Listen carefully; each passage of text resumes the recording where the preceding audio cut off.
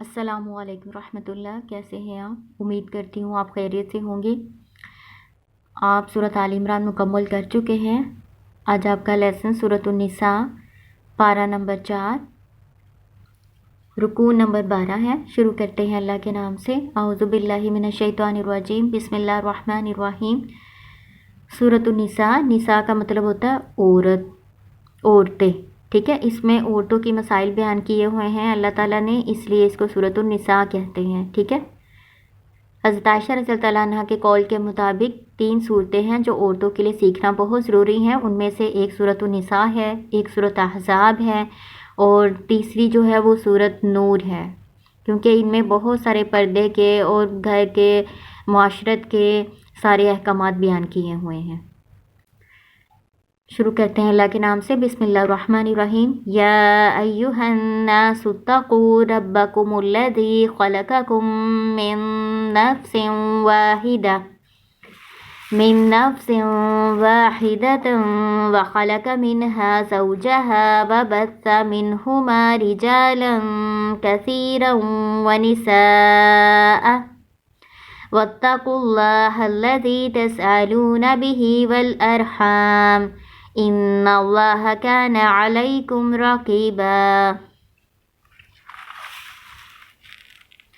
یا ایھا الناس اتقوا، اے لوگو ڈرو، ربکم الذی، اپنے رب سے، وہ ذات جس نے خلقکم پیدا کیا تم کو، من نفس واحدہ، ایک ہی جان سے، ایک ہی جان سے مطلب کہ حضرت آدم علیہ السلام سے، وخلق، اور پیدا کیا بنایا، منہا اس سے، زوجہا جوڑا اس کا یعنی حضرت حوا کو، وبث اور پھیلا دیے، منہما ان دونوں سے، رجالاً مرد، کثیراً بہت سے، ونساء اور عورتیں، واتقوا اللہ الذی اور ڈرو اللہ سے، وہ ذات جس سے تساءلون تم سوال کرتے ہو، یعنی جس کا واسطہ دے کر، جس کے ذریعے سے تم سوال کرتے ہو ایک دوسرے سے، بھی ساتھ اس کے، والارحام اور رشتہ داری سے، ان اللہ بے شک اللہ تعالیٰ کانا ہے، علیکم تم پر، رقیبا نگہبان،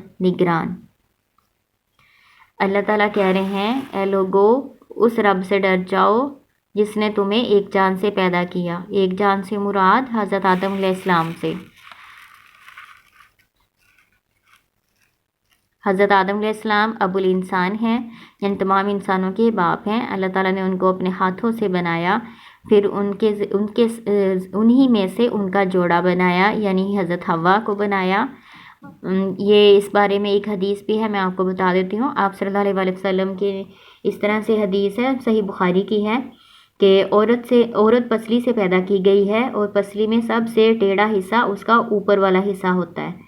اگر تو اسے سیدھا کرنا چاہے گا تو توڑ بیٹھے گا، اور اگر تو اس سے فائدہ اٹھانا چاہے تو کجی کے ساتھ ہی فائدہ اٹھا سکتا ہے، ٹھیک ہے۔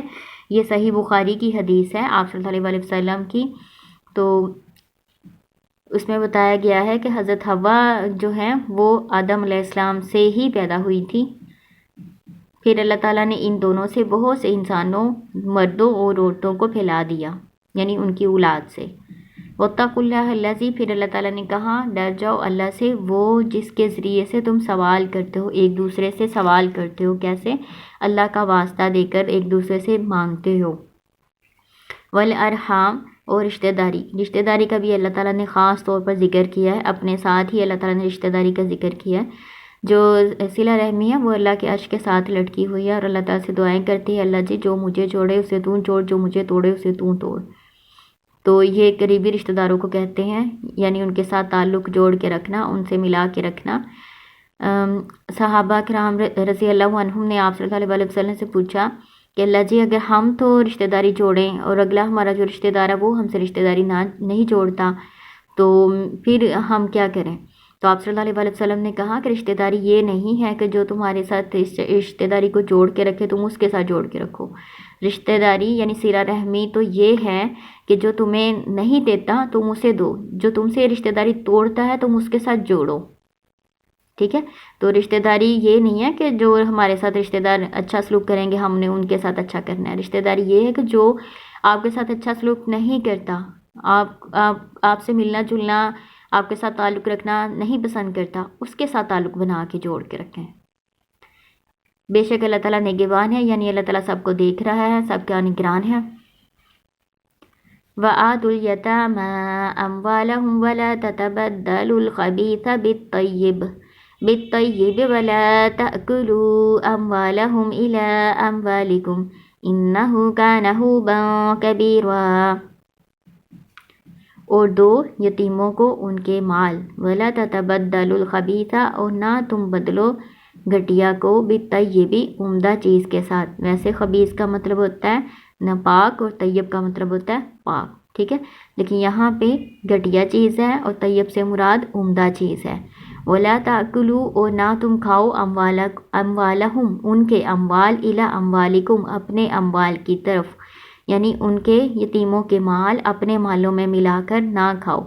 انہو بے شک وہ ہے، کانا ہے، خوباً کبیرہ گناہ بہت بڑا۔ اللہ تعالیٰ کہہ رہے ہیں یتیم جو ہیں جب اپنی بلوغت کی عمر کو پہنچ جائیں تو ان کا مال ان کے سپرد کر دو، اور اپنے گھٹیا مال کو ان کے عمدہ مال کے ساتھ بدلو نہ، اور ان کے مالوں کو اپنے مالوں میں ملا کر نہ کھاؤ۔ ویسے تو ان کے اگر خرچ کو اپنے خرچ کے ساتھ ملا لیا جاتا ہے، نیت یہ ہے کہ ان کا مال ضائع نہ ہو، تو وہ اللہ تعالیٰ جانتا ہے، اس کا گناہ نہیں ہے، لیکن یہ اس وجہ سے کہ تم جلدی جلدی ان کے بڑے ہونے سے پہلے ان کا مال ختم کر دو، یا پھر اپنا جو گھٹیا مال ہے وہ اس سے گنتی پوری کر دو اور ان کا عمدہ مال خود رکھ لو، اس بات سے گناہ ہے۔ وَإِنْ خِفْتُمْ أَلَّا تُقْسِطُوا فِي الْيَتَامَىٰ فَانكِحُوا مَا طَابَ لَكُم مِّنَ النِّسَاءِ مَثْنَىٰ وَثُلَاثَ وَرُبَاعَ فَإِنْ خِفْتُمْ أَلَّا تَعْدِلُوا فَوَاحِدَةً أَوْ مَا مَلَكَتْ أَيْمَانُكُمْ ذَلِكَ أَدْنَىٰ أَلَّا تَعُولُوا۔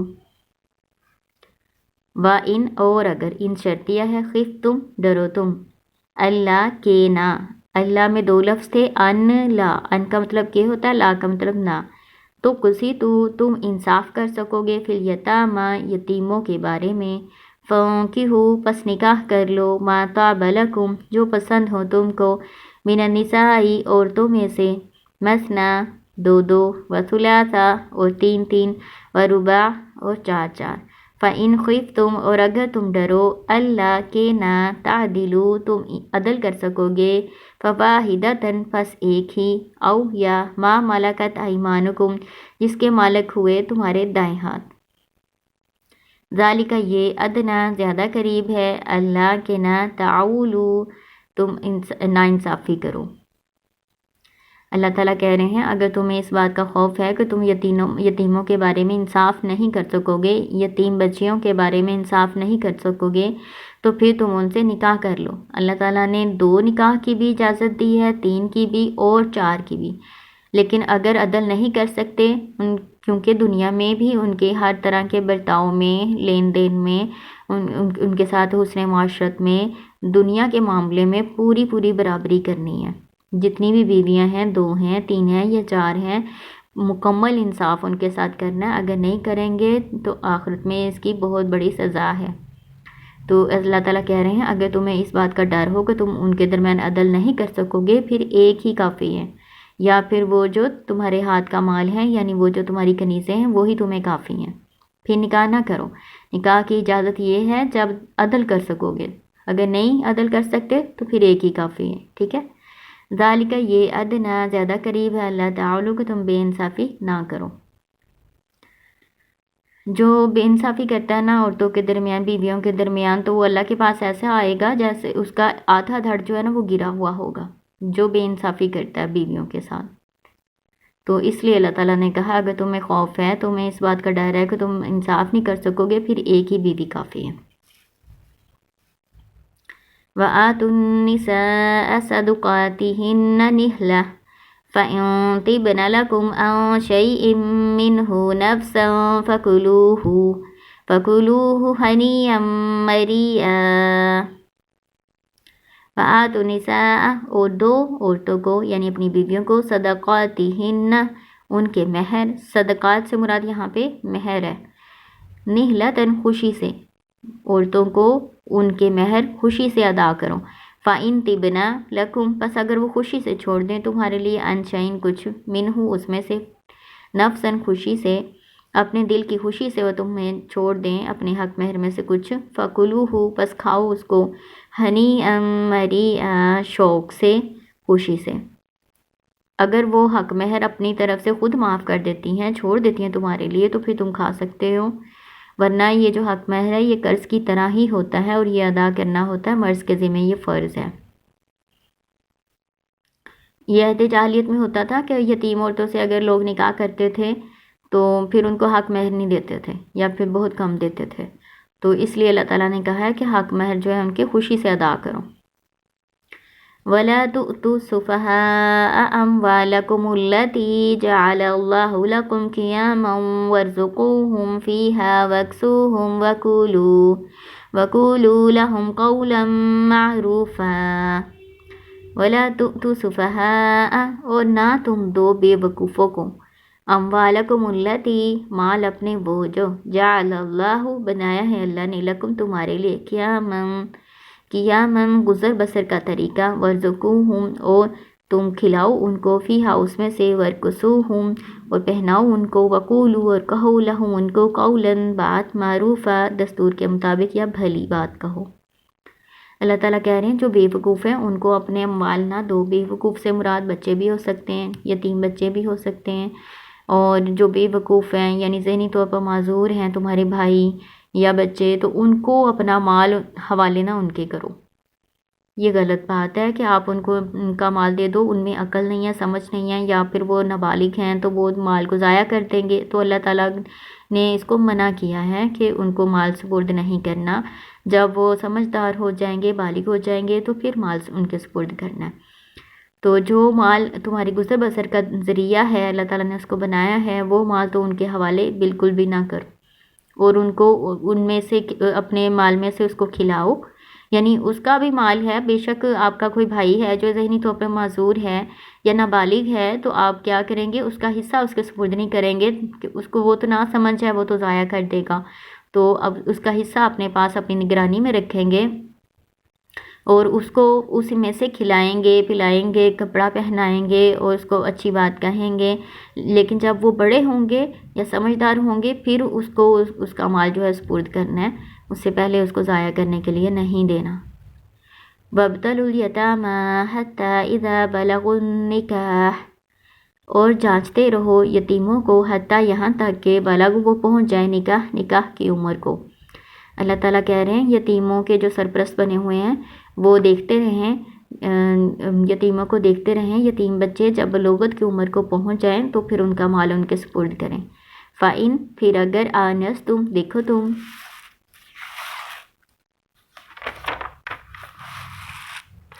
मिनहुम उनमें, रुश्तन समझदारी, फदफ़ाऊ पर सुपुर्द कर दो, इलैहिम उनकी तरफ, अम्वालहुम उनके अम्वाल, वला ताकुलूहा, और ना तुम उसको खाओ, इसराफ़न, इसको क्या कहेंगे, इसराफ़न, इसराफ़ हद से ज़्यादा खर्च करना होता है, फजूल खर्ची करके, ना तुम उसको खाओ फजूल खर्ची करके, वबीदारन, और जल्दी जल्दी, अई अकबरू, के वो बड़े हो जाएंगे, यानी उनके बड़े हो जाने के खौफ से कि बड़े हो जाएंगे तो अपना माल ले लेंगे, उनके माल को फजूल खर्ची करके और जल्दी जल्दी खा के ख़त्म ना कर दो।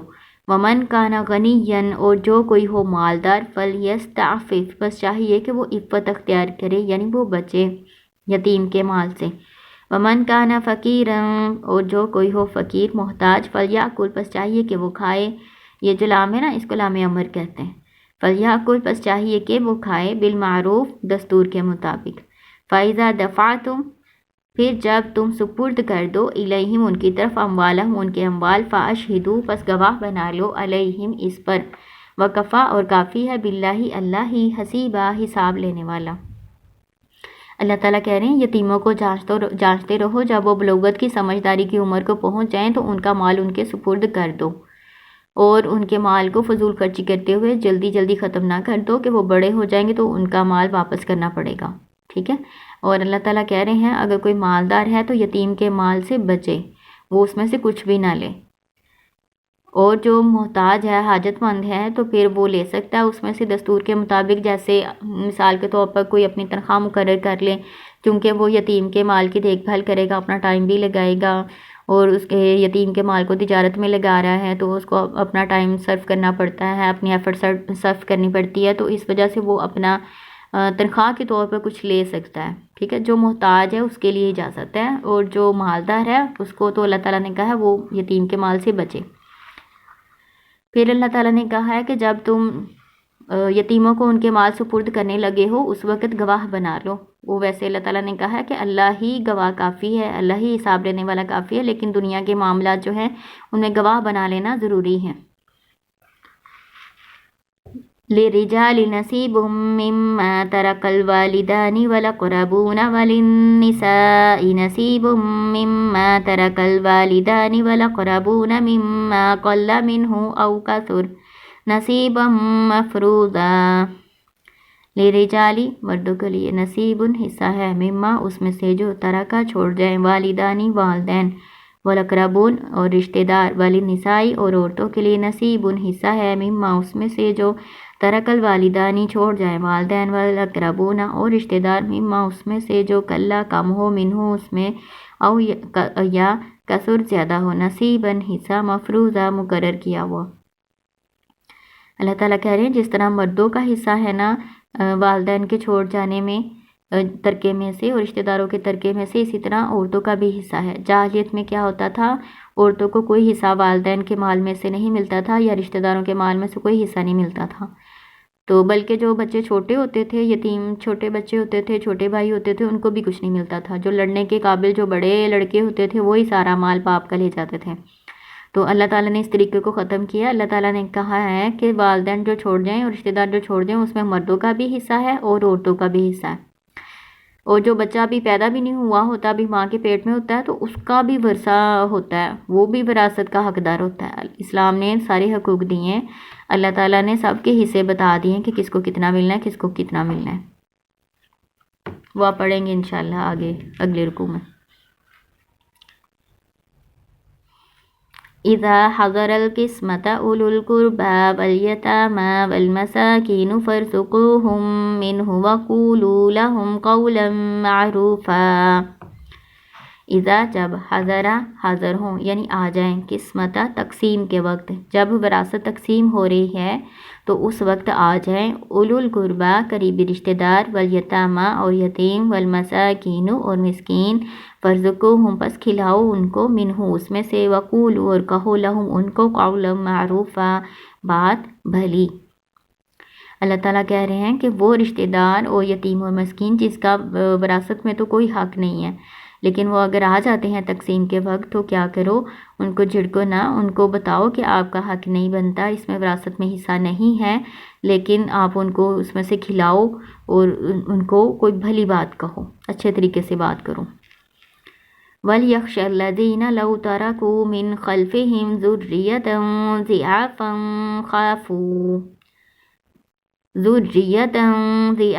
خَافُوا عَلَيْهِمْ فَلْيَتَّقُوا اللَّهَ وَلْيَقُولُوا قَوْلًا سَدِيدًا۔ وَلْيَخْشَ چاہیے کہ ڈریں، اور چاہیے کہ ڈریں، الذین وہ لوگ جو لو ترکو اگر وہ چھوڑ جائے، من خلفہم پیچھے اپنے، ذریۃً اولاد، ضعافاً کمزور، خافو وہ ڈریں، علیہم ان پر، فلیتقوا اللہ بس چاہیے کہ ڈرو اللہ سے، ولیقولوا اور وہ کہیں، قولاً بات، سدیدہ سیدھی۔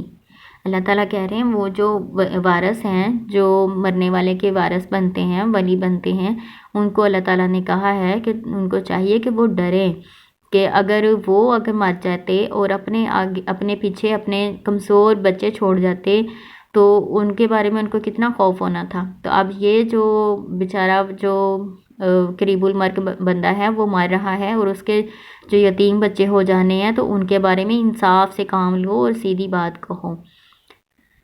ان الذین یأکلون اموال الیتامی ظلما انما یأکلون فی بطونہم نارا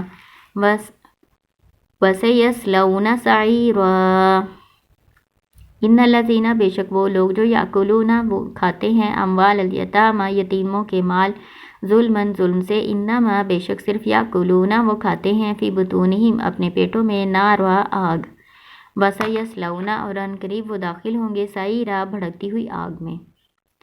اللہ تعالیٰ کہہ رہے ہیں جو ظلم سے یتیم کا مال کھا لیتے ہیں کسی بھی طرح سے، وہ آپ اوپر پڑھ چکے ہیں، جلدی جلدی ختم کر کے یا پھر اسراف کر کے فضول خرچی کر کے، تو یا پھر گھٹیا مال کے کو عمدہ ان کے مال سے بدل کے، جس طرح سے بھی وہ ظلم کے طریقے سے کھاتے ہیں نا، اللہ تعالیٰ کہتے ہیں اپنے پیٹوں میں آگ ڈالتے ہیں اور ان قریب وہ بھڑکتی ہوئی آگ میں قیامت کے روز داخل کیے جائیں گے۔ تو یہ آپ کا رکوع مکمل ہو چکا ہے۔ السلام علیکم ورحمۃ اللہ۔